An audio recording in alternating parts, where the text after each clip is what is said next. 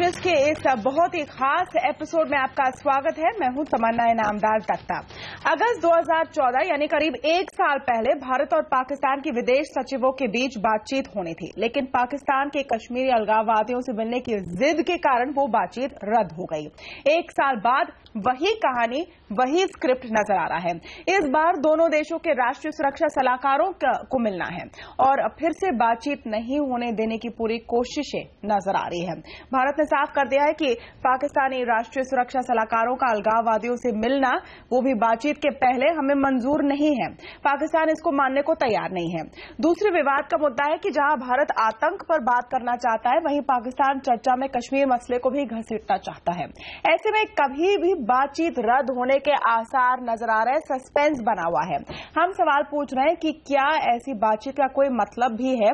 इस पर चर्चा करने के लिए हमारे साथ है बीजेपी की प्रवक्ता अमन सिन्हा, कांग्रेस के प्रवक्ता संजय झा, पूर्व डिप्लोमेट राजीव डोगरा, सामरिक एक्सपर्ट सुशांत सरीन, वरिष्ठ पत्रकार आकार पटेल, पीडीपी के महासचिव रफी मीर और पाकिस्तान से वरिष्ठ पत्रकार मेहर तरार भी हमारे साथ जुड़ रही है फोन लाइन पर। तो बहुत ही बढ़िया पैनल जो आपको हर तरह का व्यू देगा। लेकिन अमन सिन्हा जी, पहले तो ये बताएं कि साफ हो गया है कि पाकिस्तान हमारी बात नहीं मानने को तैयार है। वो आएंगे, अलगाववादियों से मिलेंगे, आप लोग क्या करेंगे?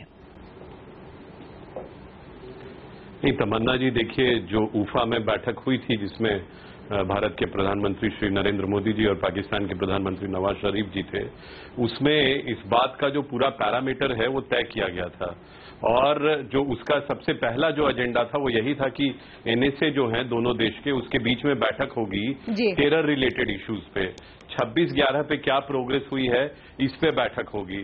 उसमें और क्या हम लोग एडिशनल एविडेंस देंगे वहां पे, और वहां के कोर्ट्स में क्या प्रोग्रेस हुई नहीं, है। बिल्कुल ये लेकिन अमन सिन्हा जी, तो पाकिस्तान अलगाववादियों से नहीं मिलना है, ये भी बात आप डाल देते हैं। की हुई थी तमन्ना जी, नहीं उस दौरान अगर ये भी शर्त साफ कर देते, अलगाववादियों से मिलने की तो कोई बात नहीं थी ज्वाइंट स्टेटमेंट में। जी, लेकिन ये भी नहीं थी कि आप नहीं मिलेंगे। मिलने की कोई बात ज्वाइंट स्टेटमेंट में नहीं थी। और तमन्ना जी, भारत सरकार ने स्पष्ट किया है, पाकिस्तान सरकार को एडवाइस किया है क्लियरली कि ये इस तरह की किसी भी मीटिंग सेपरेटिस्ट से जब बायलैटरल कोई भी इंगेजमेंट होने जा रहा है तो वो उचित नहीं है। और जो पाकिस्तान के प्रधानमंत्री का जो तय किया हुआ, जो उन्होंने पैरामीटर तय किया वहां पे ऊफा में, उसके भी बियॉन्ड जाता है। अब पाकिस्तान अगर अपने प्रधानमंत्री की बात को नहीं मानना चाहता है या उसी की अवहेलना करता है, तो ये अब पाकिस्तान को सोचना चाहिए कि वो कितना रिस्पॉन्सिबल स्टेट है। बिल्कुल अमन सिन्हा जी, लेकिन मेरा आपसे सवाल है, ये सारी जो बातें आपने कही है ये जानी हुई है और सब इसे मानते हैं, एक ही पेज पर है। मेरा आपसे सवाल है कि पाकिस्तान ने भारत की दी हुई सलाह को ठुकरा दिया है, कहा है कि हमें आपकी सलाह नहीं माननी है। अब क्या करेंगे? क्या टॉक्स होंगे, नहीं होंगे? ये अब सवाल है कि ट्रिगर कौन दबाएगा। देखिए, भारत सरकार जितने भी इश्यूज हैं उन सबको कंसीडर करेगी और उन सबको कंसीडर करने के बाद उस पर एक एप्रोप्रिएट व्यू लेगी। पर मैं स्पष्ट करना चाहूंगा कि अगर टॉक्स होंगे तो वो टेरर के ही मुद्दे पे होंगे। और टेरर पे क्या, अगर पाकिस्तान ये कहता है कि वो टेरर को संरक्षण नहीं दे रहा है, उसकी सरजमीन से कुछ नहीं हो रहा है, 2 अभी क्रॉस बॉर्डर टेरर के अटैक्स हुए, सीज फायर वायलेशन हो रहा है, और उसके बाद भी वो इस बात को कहता है, तो हम लोग उसको कन्फ्रंट करना चाहते हैं कि आपने क्या किया। एक तरफ आपके प्रधानमंत्री आके ये कहते हैं और जो रियलिटी है वो ये है। तो इसलिए हम लोग चाहते हैं कि ठीक है, एक एंगेजमेंट का प्रोसेस रहे, पर हर चीज की अपनी एक मर्यादा होती है और पाकिस्तान को उसी मर्यादा के भीतर रहना चाहिए। इस पर और हम बात करेंगे कि ये जो मर्यादा तय की गई है वो क्या ऐसी मर्यादा है जिसको निभाना जायज है, जो रेड लाइन की बात करते हैं, इस पर और हम चर्चा करेंगे आगे। लेकिन रफी मीर साहब, पीडीपी के महासचिव, हमारे साथ फोन लाइन पर जुड़े हैं। रफी साहब, क्या ऑप्शंस नजर आ रहे हैं? क्या फिर से अलगाववादियों को नजरबंद किया जाएगा? किस तरह से ये बात आगे बढ़ेगी? नहीं, नजरबंद करने या न करने का तो अब सवाल ही नहीं। सवाल ये पैदा होता है कि हिंदुस्तान का जो अफेयर्स का जो बयान आया है डिपार्टमेंट का, वो ये कि अगर पाकिस्तान ये बातचीत बरकरार रखता है तो हम बातचीत नहीं करेंगे। तो इसका एक ऐसा टर्न हुआ ये अब दिल्ली और पाकिस्तान के दरमियान बात पहुंची। इसमें हमारा कोई रोल बनता नहीं है, क्योंकि अगर दूसरा पाकिस्तान में ये तय हो जाता कि इनको नहीं बुलाना है तो ये पहले तय चुका होता। अदरवाइज इस किस्म की रुकावटें तो शायद एक्सपेक्ट उसी वक्त से हुई जब इनको दावत देने की बात एग्जैक्टली ये सारी चीजें एक्सपेक्टेड थी। ये एन मौके पर ऐसा नहीं कि कोई बड़ा सरप्राइज हुआ है। और राजीव डोगरा साहब, इसलिए मेरा आपसे सवाल है, क्या भारत ने ऐसी शर्त रखी है जो हम जानते हैं कि पूरी नहीं हो सकती? हम गुरदासपुर को नजरअंदाज करने को तैयार है, उधमपुर को नजरअंदाज करने को तैयार है, सीज फायर वायलेशंस को हम भूलने को तैयार है, लेकिन आप हुर्रियत से नहीं मिलेंगे। ये एक ऐसी शर्त है जो हम जानते पाकिस्तान नहीं मानेगा।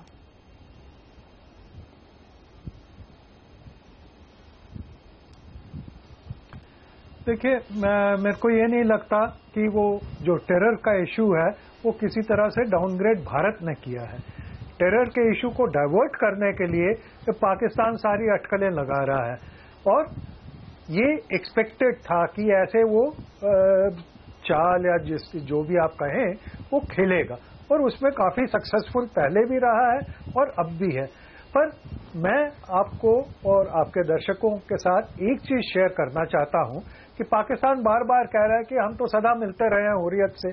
क्या वो 1947 से मिलते रहे हैं या 5000 साल पहले से मिलते रहे हैं जब ऋषि कश्यप ने कश्मीर बनाया था, कश्मीर में लेक बनाई थी? पाकिस्तान ने हुर्रियत को 1993 में जन्म दिया एज ए टेरर ऑर्गेनाइजेशन और उसमें मदद की उनकी रॉबिन राफेल ने, जो अमेरिकन डिप्लोमेट थी, जो एंटी इंडिया कंप्लीट टोटल थी, उसका प्रूफ भी है कई।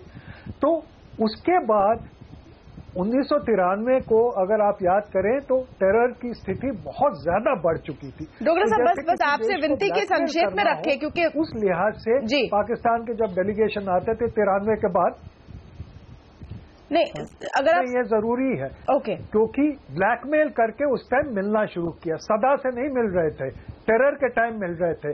तो हम हमेशा क्या ब्लैकमेल होते रहे?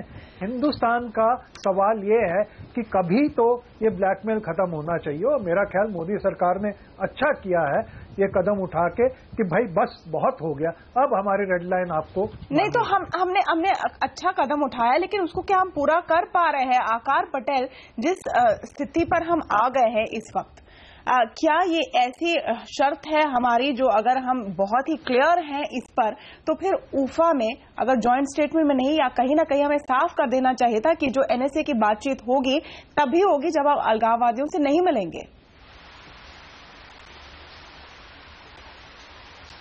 नहीं, हमारी कोई पाकिस्तान पॉलिसी नहीं, और ये जो भी कहे कि कोई है तो वो झूठ कह रहा है।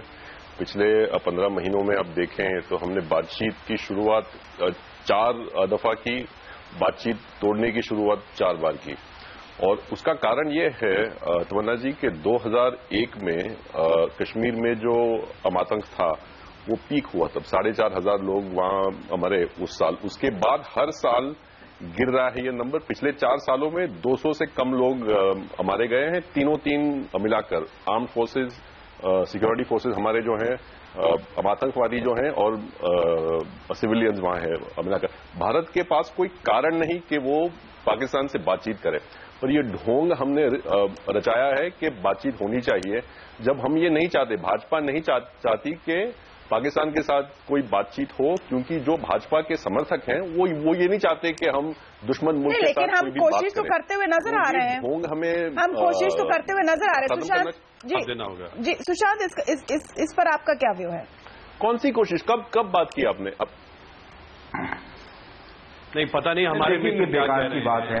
मैं भाजपा का प्रवक्ता हूँ और आप कह रहे हैं कि भाजपा नहीं चाहती कि बातचीत हो। अमन सिन्हा जी, आप पर आएंगे, लेकिन मैं चाह रहा हूँ कि सबसे एक पॉइंट ऑफ व्यू तो ले ले। अब मेहर भारतीय जनता पार्टी का नाम लेके स्टैंड ले रहे थे। ओके, नहीं, और आप बिल्कुल इस पर हम लोग ये कह रहे हैं कि टेरर पे बातचीत होगी, और टेरर के मुद्दों पे पाकिस्तान जो कहता है उस पे वो अपना रुख स्पष्ट करे। उसने अगर उफा में ये कहा है कि वो संरक्षण नहीं दे रहा है टेरर को, तो कैसे इस तरह के क्रॉस बॉर्डर अटैक्स हो रहे हैं? किस तरह टेरर पर बातचीत एक मुद्दा है, दूसरा मुद्दा है अलगाववादियों को लेकर। जी अमन सिन्हा जी, एक मुद्दा है टेरर को लेकर और एक मुद्दा है अलगाववादियों से मुलाकात को लेकर। तो यहाँ पर सुशांत, जिस तरह का हमने कंडीशन रखा है और अब पाकिस्तान ने कह दिया कि हम ये कंडीशन मानने को तैयार नहीं है, तो फिर क्या लॉजिकल कंक्लूजन ये होना चाहिए कि हम बातचीत फिर कॉल ऑफ कर दें, लेकिन भारत ये नहीं करना चाहता क्योंकि हम दुनिया की नजर में फिर से नहीं दिखना चाहते कि हमने कॉल ऑफ कर दिया है टॉक्स। बिल्कुल, वो भी एक पहलू है और अब बिल्कुल एक तरीके की स्मार्ट डिप्लोमेसी हो रही है।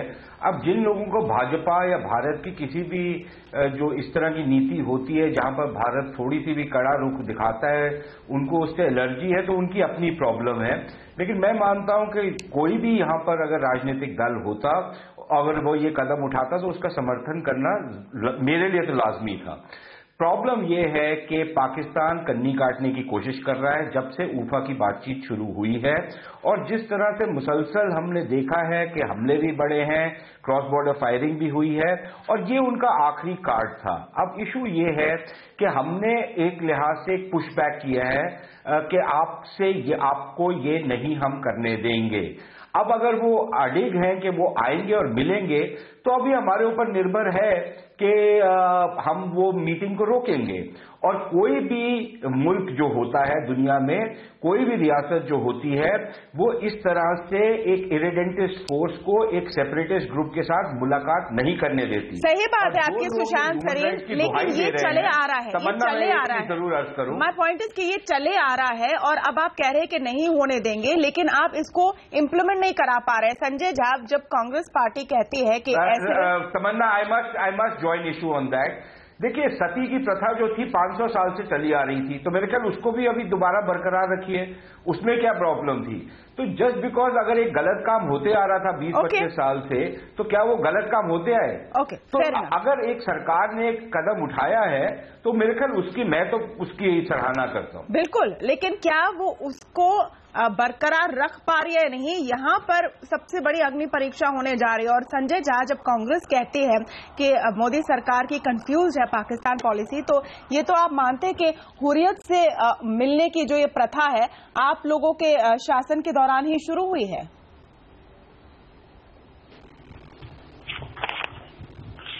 तमन्ना जी, देखिए, अभी मोदी सरकार अपने ही शब्द जाल में फंसी हुई है और यहाँ पर जो भी उनके प्रवक्ता बोल रहे हैं वो हास्य योग्य सिचुएशन पर कमेंट कर रहे हैं, क्योंकि यही सरकार है जिसको एक समय उन्होंने कहा कि आप हुर्रियत से बात कीजिए तो फॉरेन सेक्रेटरी का जो बातचीत है वो उसको रद्द किया जाएगा। आज जब आपके यहाँ पर आतंकवाद के हमले हो रहे हैं, उधमपुर में हुए, गुरदासपुर में हुए, तो वो बिल्कुल ठीक ठाक है। तो यहाँ पर जिस सरकार की इनका कोई पाकिस्तान नीति है ही नहीं, कोई, मैं समझता हूँ कि विदेश नीति भी सरकार के पास नहीं है। इस वक्त यदि आप देखिएगा तो यहाँ पर जनरल वीके सिंह जाते हैं, जब वहां पर हुर्रियत को बुलाया जाता है पाकिस्तान नेशनल डे में, तो वो बिल्कुल ठीक ठाक है। तो यहाँ पर ये सरकार चाहती क्या है? ये ऊफा में इन्होंने एक जॉइंट स्टेटमेंट को इन्होंने ब्रेक थ्रू बोला। क्या ब्रेक थ्रू था उसमें? यहाँ पर ये बता रहे हैं अमन सिन्हा का रिस्पॉन्स और फिर मेहर तरार से मैं पूछना चाहती हूँ। अमन सिन्हा क्विक रिस्पॉन्स के बारे में। अमन सिन्हा रिस्पॉन्ड, अमन सिन्हा का क्विक रिस्पॉन्स। हमको तमन्ना जी, मैं खत्म नहीं किया हूँ। तमन्ना जी, मैं कंप्लीट नहीं किया हूँ। मैं 15 सेकंड मुझे बोलने दीजिए। पाकिस्तान या कश्मीर के बारे में चर्चा कर रहा है और मोदी सरकार को कोई जवाब नहीं है उनके पास।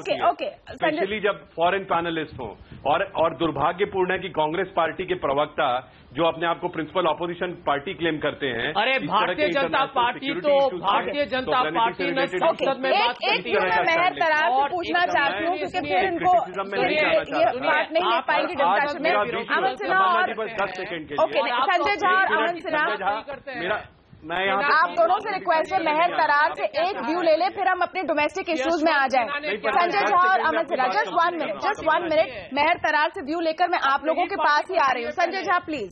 मेहर तरार जी, अगर आप मुझे सुन सकती हैं, आपने सुना कि किस तरह के व्यूज आ रहे हैं भारत के अंदर से, पाकिस्तान का क्या व्यू है? क्योंकि जिस तरह से हम देख रहे हैं, पाकिस्तान इन टॉक्स को सैबोटाज करने की कोशिश कर रहा है, एक के बाद एक प्रोवोकेशंस हो रहे हैं और पाकिस्तान चाह रहा है कि इस सिचुएशन पर लेकर रखे जहां भारत खुद टॉक्स कॉल ऑफ करे। मेहर, अगर ये टॉक्स कैंसिल हो जाती और नहीं होती तो I think that will be not good at all. बहुत बिल्कुल होनी चाहिए। दोनों प्राइम मिनिस्टर्स ने बात की थी कि बात शुरू करनी चाहिए। टेरर इशू जो इंडिया का जो भी इंडिया की एलिगेशन हैं, एक्यूजेशन हैं, जो पाकिस्तान को कोई इश्यूज हैं, तो everything should be brought to table और बात होनी चाहिए। उसके बाद बीच में ये कश्मीर वाली बात सरताज अजीज साहब ने जब वो वापस आए वफा से उन्होंने डाली। And I always been saying कि टू थिंक कि पाकिस्तानी जहाँ जब भी कभी इंडियंस को मिलेंगे वो कश्मीर इशू को नहीं डिस्कस करेंगे या सामने नहीं लाएंगे। लेकिन पॉइंट है कि हुर्रियत से मिलने की जिद। हाँ जी, हुर्रियत जी। दूसरा ये कि ऑनेस्टली स्पीकिंग हुर्रियत को मिलना, अगर ये इतनी ज्यादा इस बात को इतना ज्यादा क्या उसको कहते हैं हाइप ना दी जाती तो they would have probably met one another और बात उधर ही खत्म हो जाती और उसके बाद इनकी टॉक्स होती। मेरा सिर्फ मेरे जैसे लोग जो कि चाहते हैं कि दोनों मुल्कों में पीस हो, आई वुड लाइक टू सी कि ये जो जिनको आप लोग सेपरेटिस्ट कहते हो और पाकिस्तानीज उनको और नाम से जानते हैं, अगर वो लोग सिर्फ और सिर्फ बात करना चाहते हैं और वो चाहते हैं कि उनकी कोई बात सुन जाए और वो मिलिटेंट्स नहीं, I am only talking about people who do not have any record। नहीं तो आपका पॉइंट है कि उनको बात करने के खिलाफ क्यों है भारत? ओके, मेरा I am not saying honestly NSC की टॉक्स जो कि टेरर इशू पे होने वाले थी उसके साथ हर दफा या कश्मीर इशू को बीच में जोड़ देना कोई जरूरत नहीं समझती। एग्जैक्टली मैं नहीं समझती but I am not representing the government. मैं तो सिर्फ एक आम सिटीजन के तौर पे चाहती हूँ कि बात शुरू तो कर लें। ओके, तो मेहर करार ने बहुत ही लॉजिकल बात कही and I thank you for that. Mehar, एक छोटा सा ब्रेक लेना होगा। वो कह रहे हैं कि जब टेरर पे टॉक्स होने हैं तो उसमें कश्मीर इशू को घसीटने की जरूरत नहीं है, हुर्रियत से मिलने की जरूरत नहीं है। कैसे ये मामला सुलझेगा इस पर हम चर्चा जारी रखेंगे। एक छोटा सा ब्रेक लेंगे, लौटेंगे जल्दी।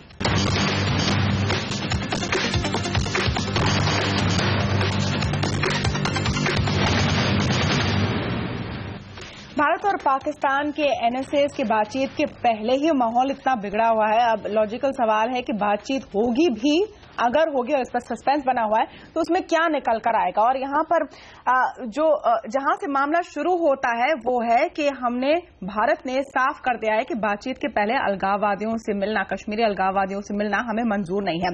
अब अमन सिन्हा जी, इसमें अलग अलग फॉर्मूले की बात हो रही है। उसमें से एक फॉर्मूला ये है कि अगर अलगाववादी बातचीत के बाद मिले तब भारत को शायद ऐतराज न हो।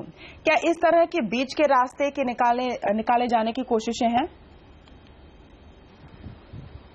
देखिए तमन्ना जी, हमने तो अपना रुख एकदम स्पष्ट कर दिया है और हमारा जो रुख है, जो दोनों देशों के प्रधानमंत्रियों के बीच में जॉइंट स्टेटमेंट बना था, उसी के अकॉर्डेंस में है, जहां पे कि पाकिस्तान के प्रधानमंत्री ने भी स्पष्ट रूप से एग्री किया था कि दोनों देशों के एनएसए के बीच में बात होगी और वो टेरर पे कैसे काबू पाया जाए उसको लेके बात होगी। पाकिस्तान की जमीन का जो टेररिज्म के लिए जो उपयोग किया जाता है, दुरुपयोग किया जाता है, वो उस चीज पे बात होगी। जहां तक हुर्रियत का प्रश्न है, हमने स्पष्ट किया है कि ये बायलैटरल इंगेजमेंट है दोनों देशों के एनएसए के बीच में। इसमें हुर्रियत को लाना और किसी को लाना ये हमको एग्रीएबल नहीं होगा, ये मंजूर नहीं होगा। और पिछली बार भी क्लियरली हमने इस बात को स्पष्ट किया था, हमारी लाइन कंसिस्टेंटली वो बनी हुई है। और जहां तक इन लोगों के बात करने की, ये लोग तो बात करते रहते हैं हुर्रियत वाले, और वहां पे कोई पाकिस्तान, मैं कह रही हूँ अमन सिन्हा जी, अगर आप क्योंकि इतना कम समय है, अगर जो पूछ रहे हो आप उस पर जवाब देंगे तो सबसे बात हो पाएगी। अगर वो बाद में बात करते हैं सोमवार के बाद में, तो क्या हमें कम दिक्कत होगी? यही बीच का रास्ता निकल सकता है, ये एक ऑप्शन है जिस पर बातचीत चल रही है। देखिए, ये बायलैटरल इंगेजमेंट चल रहा है, इसमें किसी भी थर्ड पार्टी के बातचीत करने का कोई स्कोप नहीं है। और जहां तक मैं तो ये बताना चाह रहा हूं कि अब मान लीजिए कोई हुर्रियत का नेता फोन करता है पाकिस्तान, तो कोई पाबंदी थोड़ी है, वो बातचीत कर सकते हैं और हो सकता है करते हो या नहीं करते हो, मैं उसके डिटेल में नहीं जा रहा। पर पाकिस्तान की सिंसियरिटी को ये रिफ्लेक्ट करता है, जबकि ये इसको एक मुद्दा बना के और टॉक्स को जेपरडाइज करना चाह रहा है। तो ये पाकिस्तान की जो सिंसियरिटी है एक एनएसए लेवल के एंगेजमेंट को लेके, उसको रिफ्लेक्ट करता है। और पाकिस्तान के प्रधानमंत्री का जो कथित स्टैंड है उसको खुद पाकिस्तान के लोग नहीं मान रहे हैं। यहाँ पर मुझे लगता है कि सब एक मत के हैं कि यहाँ पाकिस्तान टॉक्स को स्कटल करने की कोशिश कर रहा है। सवाल ये है कि भारत का किस तरह का रवैया रहा है, हमारी नीति क्या है और हमारा प्लान क्या है, आगे क्या करेंगे। डोगर साहब, क्या ये स्थिति पैदा होगी फिर कि अजीज साहब आएंगे, अलगाववादी जाएंगे मिलने और हम उनको वहां पर अरेस्ट कर लें, या फिर वो मिल ले, फिर हम सोचे कि क्या करना है। इस बहुत ही जैम्ड सिचुएशन से कैसे निकला जाए?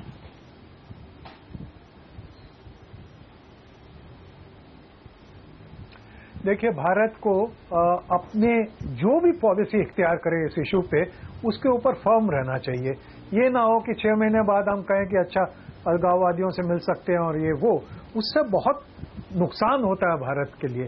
तो मैं जो ये प्रवक्ता ने कहा बीजेपी के कि पाकिस्तान की सिंसियरिटी नहीं है, सारांश में ये मुद्दा आके खड़ा होता है तो कि पाकिस्तान सिंसियर नहीं है टॉक्स में, वो इशू को इंटरनेशनलाइज करना चाहता है। और हमारी पॉलिसी ये होनी चाहिए कि जो पाकिस्तान चाहता है उसको स्टोन वॉल करें। ओके, तो आकार तो फिर क्या तरीका है आगे? कहीं ना कहीं क्या इस बात पर एक साइड को बेंड करना पड़ेगा?